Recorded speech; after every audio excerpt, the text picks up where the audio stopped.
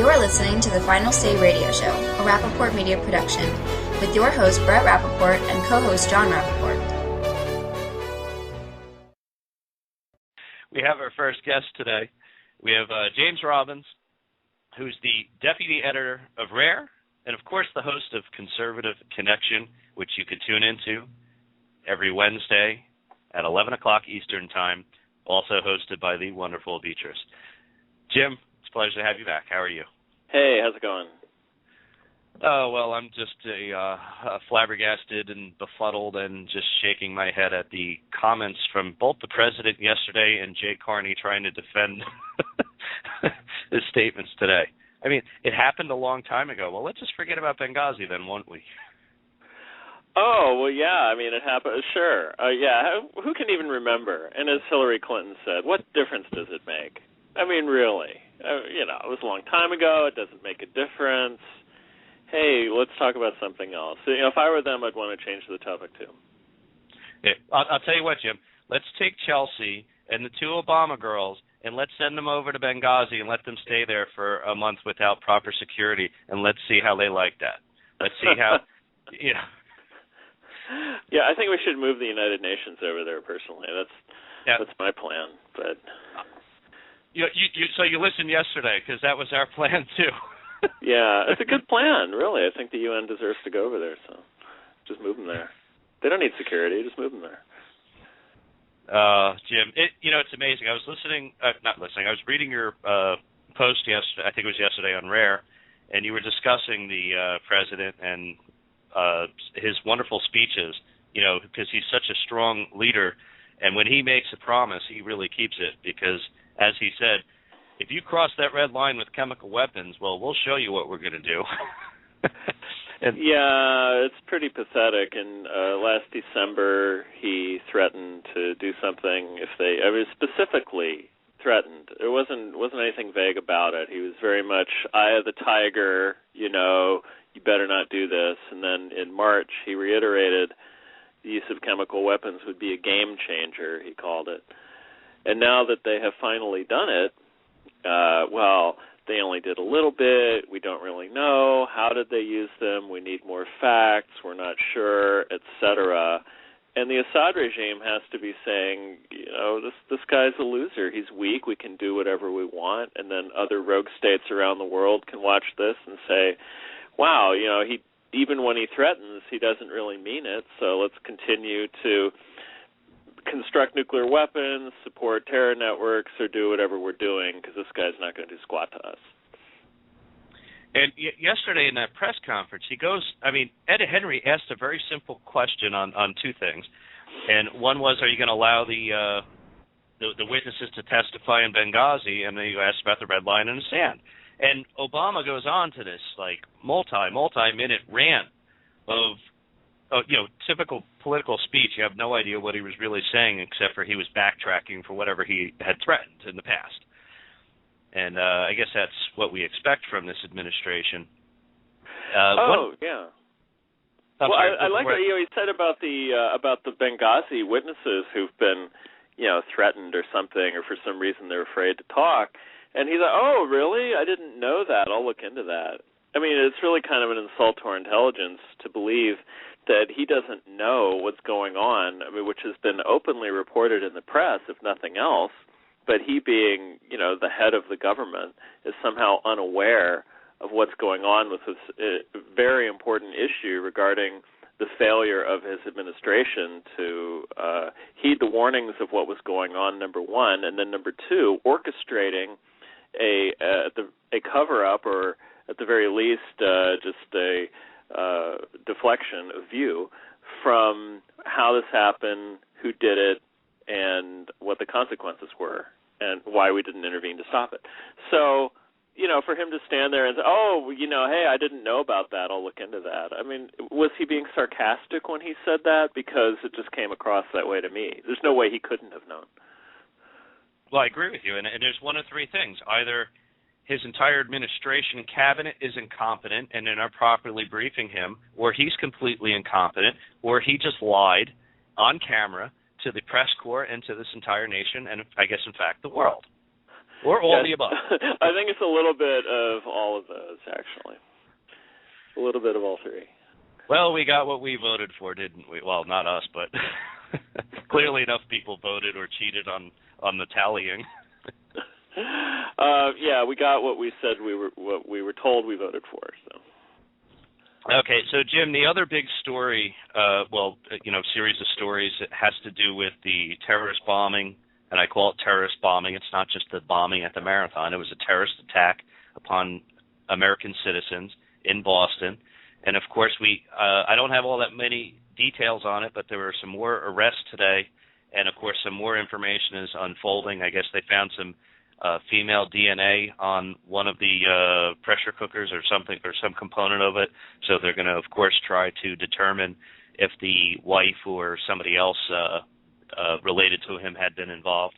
Do you have any other details on any of these things or any other things that I haven't mentioned? Well, the other important thing that broke that you haven't mentioned is that Saudi Arabia, turns out they warned us about Tamerlane Tsarnaev in 2012. So not only did we have the Russians in 2011 saying, hey, you better take a look at this guy, this is a dangerous guy, but then you had the Saudis saying, hey, this guy is so dangerous, we're not even going to let him into our country when he's trying to visit Mecca for the Hajj, which is one of the obligations of Islam, to visit Mecca.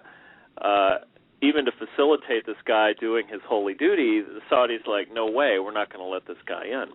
So when the president says, as he did yesterday at his press conference, that there's no international connection to this terror attack, you have to wonder why foreign governments are coming to the United States. I mean, we didn't go to them. They came to us saying this is a bad dude.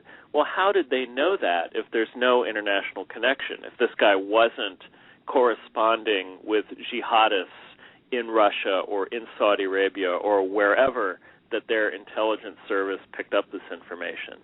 It's very disingenuous of the president to stand up there and just make this claim that it was a completely isolated incident, lone wolf or whatever, when you had foreign governments sounding the alarm, number one, and number two, our guys ignoring those alarms. Well, that's very interesting, Jim. So what you're telling me is the Russians and then the Saudis warned us.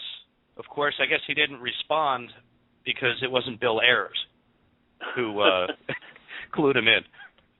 Right. Well, if it had been some, right-wing militia type, extremist, they probably would have sent a drone out to get him immediately without a trial. Right. Like, oh, really? That's the guy? Okay, zap, and he's dead. But because it was, I don't want to say it was because he was a Muslim extremist, but at the same time that the FBI is removing all mention of Islam from their training materials and their policy manuals, you have this going down. It just doesn't look good. Right. Well, Jim, don't forget that so many of us past and present advisors came out immediately and made references. Well, it could be because it's tax day, or it could be right-wing extreme. I mean, like they made the references. They painted the picture that, it could be some lunatic Tea Party guy that did this. Oh, sure. Well, of course they jumped to that conclusion, along with the press, at least the mainstream media. Naturally, they jumped to that conclusion because they always do. That's the first thing that they say. Oh, this was a right-wing militia type, some kind of tax day protester. But it was evident that was not what it was because they hit the wrong target. If this had been some kind of tax day protest or, someone coming from that direction, they would have hit a government building.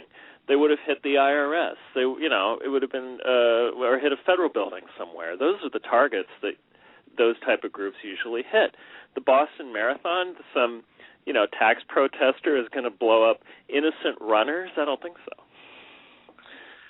Yeah, there's an interesting thought I have because as we see the Gang of Eight pushing so hard for immigration change, it occurs to me that until we pass some sort of a bill like that, we have to properly address, one, what our agencies and security apparatus is doing to prevent future attacks or future missteps like we've obviously just made.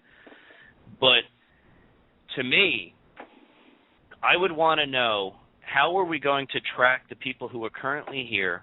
How are we going to track them going back and forth? And I only mention this because, just a total red flag that should have been evident is somebody leaving the country for 6 months to a region, especially with the warning that are known training areas. Then they come back, and then, of course, you tie in the association to belonging to a mosque and becoming radicalized.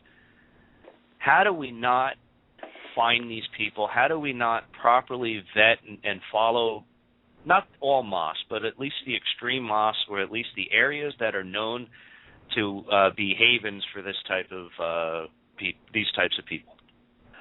Well, you can't find what you're not looking for.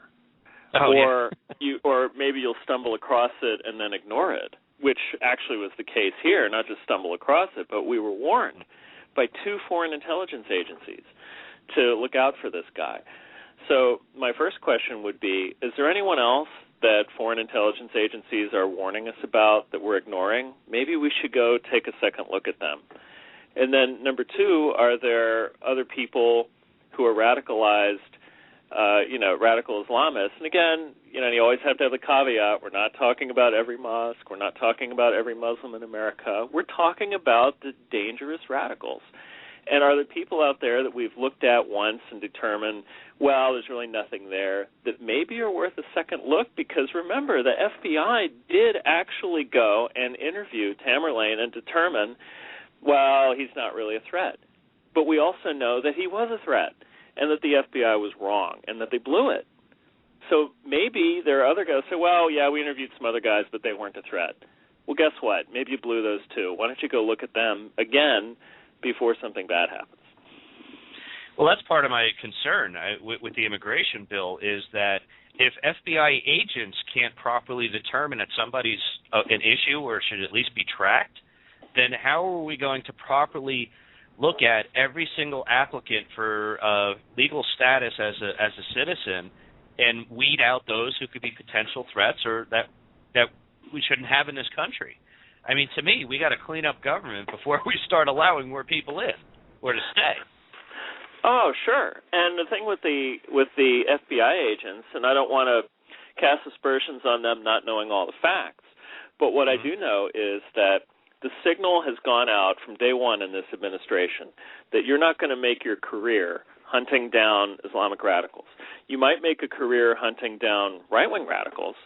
And you remember in the first year of the Obama administration, they were saying, be on the lookout for veterans and people like that, really, really missing the mark. But when you have an institutional climate where if you're taking too hard a look at an Islamic radical or religious leader or mosque or something, and you will not get promoted, or you will get bad assignments, or maybe you'll be asked to leave, as in the case of that guy who was teaching at the Joint Forces Staff College who made the mistake of saying war on Islam, then, people are going to say, hey, maybe it's not worth my career to be looking into these things. And that's a very dangerous climate, because that's how you get things like this. That's how you get agents saying, well, let's not look too hard at this guy, because if we do find something bad about him, maybe we're the ones who are going to get blamed. That's right. I just had a thought, Jim.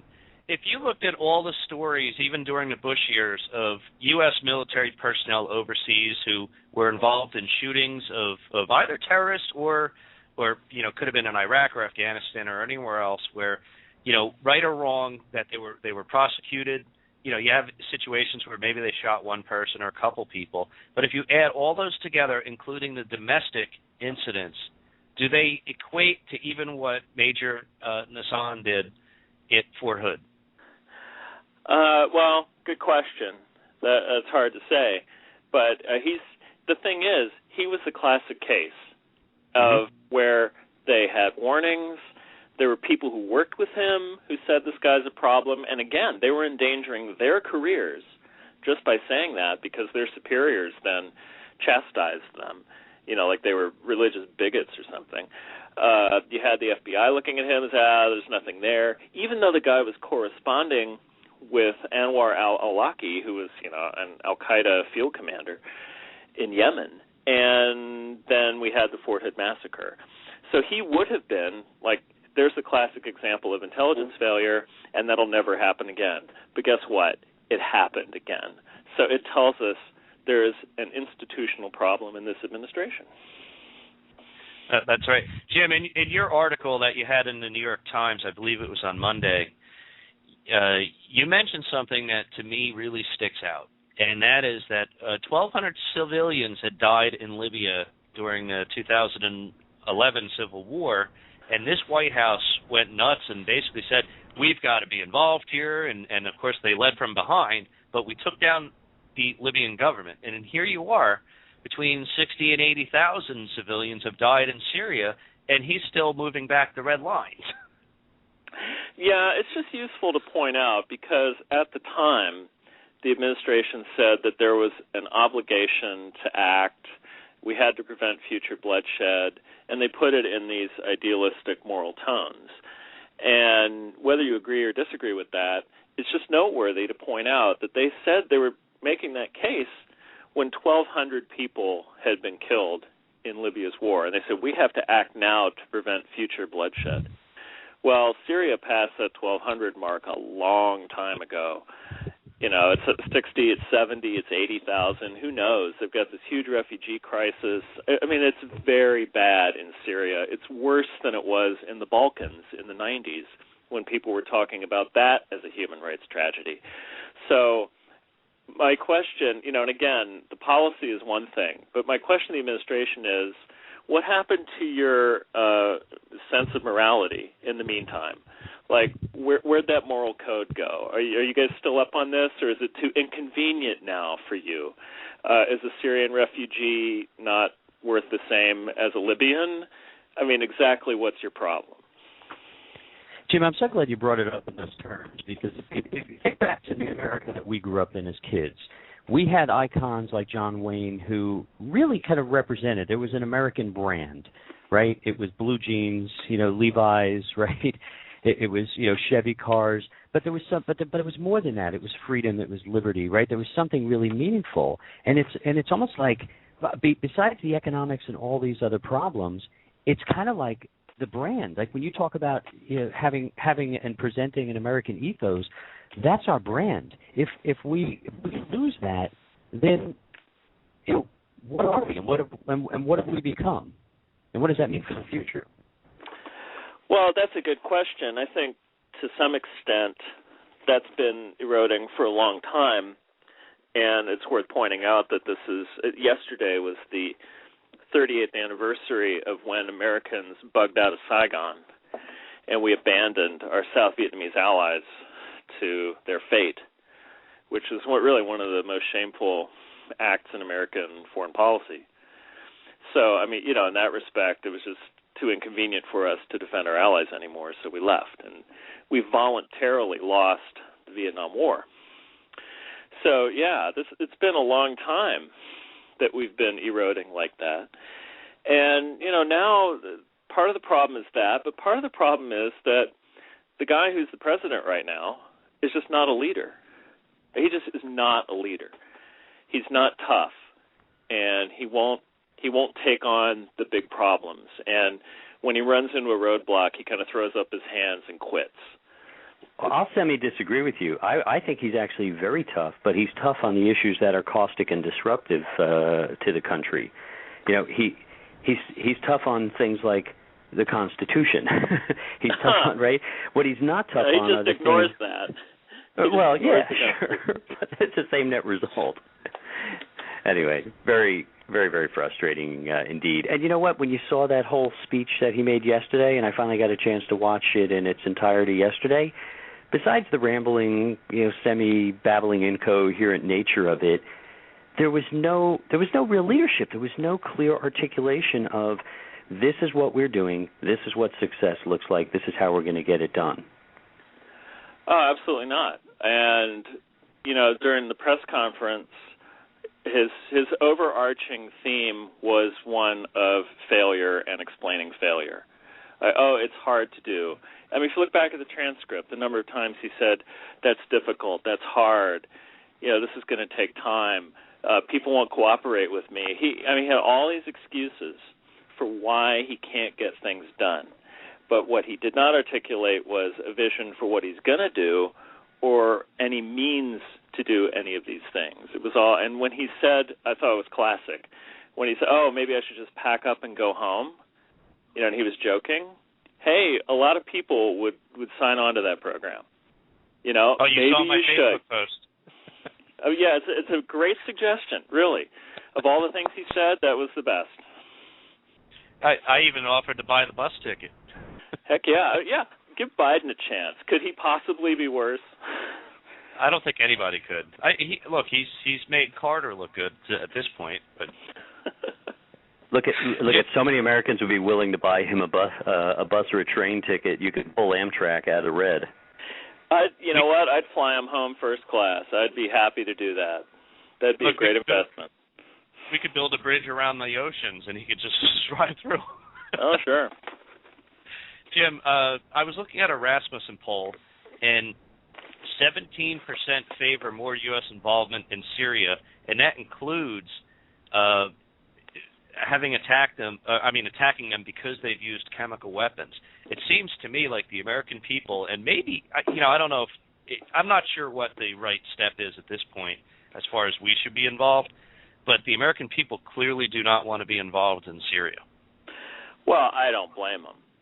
It's really a pretty arcane conflict, and right now, the way it's set up, you either have a terror-supporting, Ba'athist, Iranian-leaning regime that hates us, or you have Islamic, terror-linked, Sharia law promoting bad guys who also hate us. So who are you going to root for in that contest? It's really difficult. But the main thing, from my perspective, is if you have the President of the United States put the reputation of our country on the line the way that he did, and then, wimp out when push comes to shove, that type of weakness really can't be sustained. If he commits us to something, he has to do it. He has to follow through. He has to do something. I'm not saying invade Syria or, get into another Iraq war, but we have to do something because he said we were going to do something. And this isn't the Barack Obama show. This is the presidency. He has to take it seriously. But the way that he behaves and the things that he's done, it tends to promote the idea that he isn't serious and that no one should take it seriously. But the presidency is bigger than him. I know he won't agree to that ever. But the presidency is bigger than him, and he should treat it that way. Or somebody should, because right now America's power is declining rapidly. My suggestion is that we launch 2 missiles.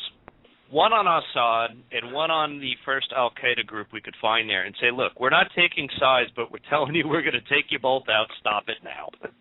Oh, absolutely. And I said that in my New York Times piece, which is if we intervene at all, we should intervene against all the bad guys because there are some good insurgent groups over there, fine, but there are also some really bad guy groups. And if we're going to be taking out targets, you might as well take out the terrorists too. I think it's very important. And what he's really done is serve notice that to Iran that when we give you red lines, they'll be really fluffy, which probably has a lot to do with why Israel just did a big call up this week to put a lot of to do a northern movement, troop movement, test, but to show a sign of strength and to show the readiness. They expect things to fall apart on that border. Absolutely. The Iranians are watching this closely. The Israelis are watching it closely for other reasons, which you mentioned.